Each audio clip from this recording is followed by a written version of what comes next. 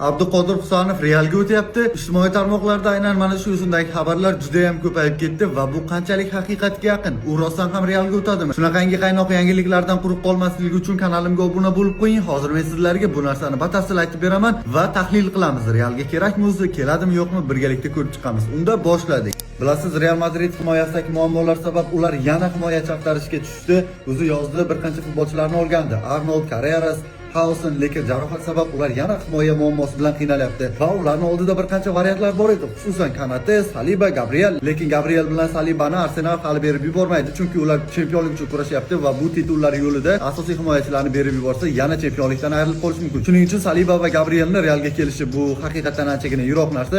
Kanatega keladigan bo'lsak, u bilan ham hali kelishuvga, umuman Liverpool bilan ham muzokaralarga kirishmagan. Real Madridning oldida eng yaxshi variantlardan biri bo'lib turgan ortiqcha xarajatlarsiz bu Husanovning Realga kelishi. Albatta, qishki transferlar oynasida Husanovni yozgacha o'z tarkibiga qo'shib olmoqchi Real. Bu hali to'liq tasdiqlangani yo'q, lekin o'sha agentlari Husanov borasidagi kelishuvni ko'rib chiqmoqda, ya'ni o'sha Realning agentlari. Va agarda Husanov keladigan bo'lsa, yoki o'ng qanot yoki markazda, asosan markaz uchun olib kelinyapti, chunki hozir Realning markazidagi futbolchilar stabil o'yin ko'rsatgani yo'q. Almashib jarohat olib turibdi. Rudiger, Militao, Alaba umuman qaytgani ham yo'q. Asensio ham u qadar safda bo'lsa ham yaxshi o'yin ko'rsatmayapti. Hausen ham jarohatdan qaytib yana jarohat olyapti. Shuning uchun Husanov hozirda ham jarohatga u qadar moyil bo'lmagan futbolchi, tushirsa ko'zi yonib, o'yinni yondirib beradigan futbolchilar, o'sha patkatlari bilan agressiyasi yaxshi, markaziy himoyachilarga xos skillari yetarlicha va agarda hozir Real Madrid uni oladigan bo'lsa, anchagina yutishi mumkin. Ham mablag' tomonlama, ham o'yindagi himoyadagi muammolarni yopish tarafidan.